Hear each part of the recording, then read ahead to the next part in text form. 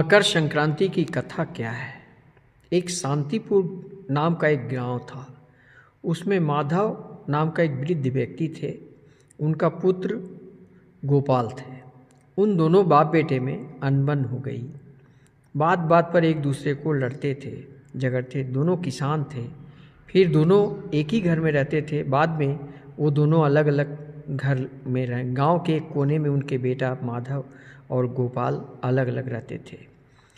उसके बाद में मकर संक्रांति का पर्व आया।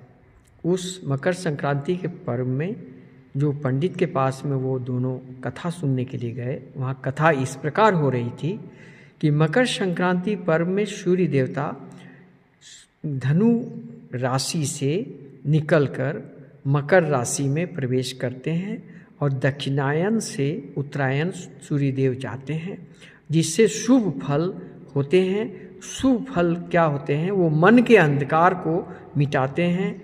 ईर्ष्या, क्रोध, घृणा नाश होते हैं और इसके जगह में आस्था, दया, सत्य, भक्ति, शुद्धि का उदय होता है।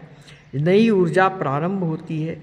तमाम शुभ कार्य प्रारंभ किए जाते हैं। और इस बार जो 2026 में जो मकर संक्रांति आया है, वो खगोलीय एक महासंयोग है, जिसमें ये कार्य करने से आपकी जीवन में विराट कोई परिवर्तन होने वाला है।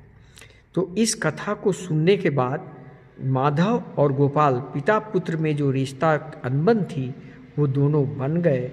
और वहाँ के जो ठाकुर गुरुदेव थे, उस गांव के गुरु, उन्होंने इन दोनों को दीक्षा दिया और ये पाठ पढ़ाया कि मकर संक्रांति के दिन तिल गुड़ का दान करने से क्या होता है।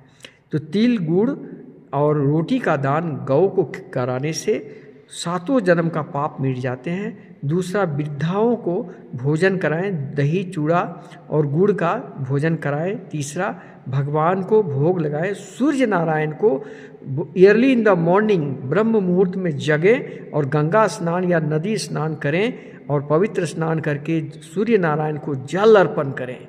यही मूल ये है व्रत है, जो महासंक्रांति व्रत के नाम से। आसाम में इसे बिहू, कुछ लोग इसको ये कहते हैं, खिचड़ी पर भी कहते हैं। तो बहुत सारे राज्य में अलग अलग नामों से जाने जाते हैं, लेकिन इस पर्व का एक विशेष महत्व है। आइए इस पर्व को बड़ा प्रेम से मनाइए। अपने पड़ोसी, परिवार, मित्र, बंधु बांधव के साथ गंगा स्नान, तिल का दान और सब प्रेम का एक नई ऊर्जा के साथ लाएं। राधे राधे।